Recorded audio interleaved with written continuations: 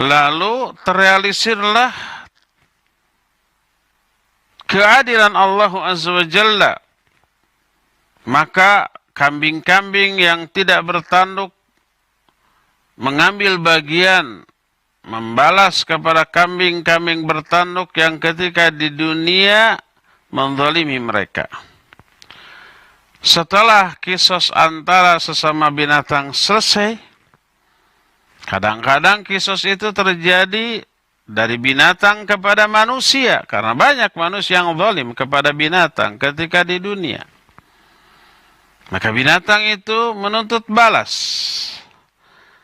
Setelah kisos, pembalasan, kezaliman antar binatang dengan binatang atau binatang kepada manusia ini selesai, Allah Azza wa Jalla berfirman kepada binatang, kuni turaba, jadilah kamu kembali kepada tanah. Binatang setelah beres kisos dikembalikan kepada tanah.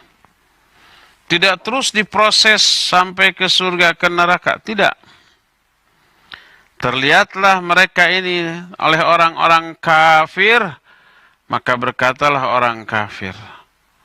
Sebagaimana firman Allah dalam surah An-Naba, ayat terakhir, ayat yang ke-40, wa yaqulul kafiru ya laitani kuntu turaba. Ketika orang-orang kafir melihat binatang itu dikembalikan menjadi tanah, berkatalah mereka, aduh celaka aku. Seandainya aku pun kembali menjadi tanah. Seperti binatang tadi.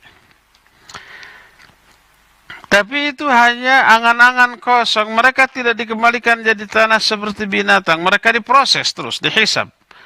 Sampai digiring ke neraka dan peroleh azab yang dahsyat di neraka karena kekufuran mereka.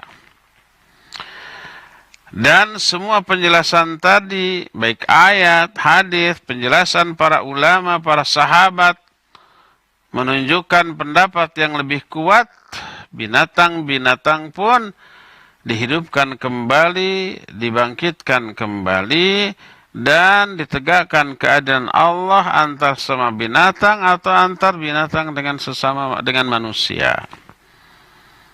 Cuma binatang tidak terus diproses, dihisab, ditimbang amalannya, tidak dibagikan catatan amal, tidak menyeberang sirat, jembatan yang terbentang di atas neraka, tidak terus ke surga, tidak terus ke neraka.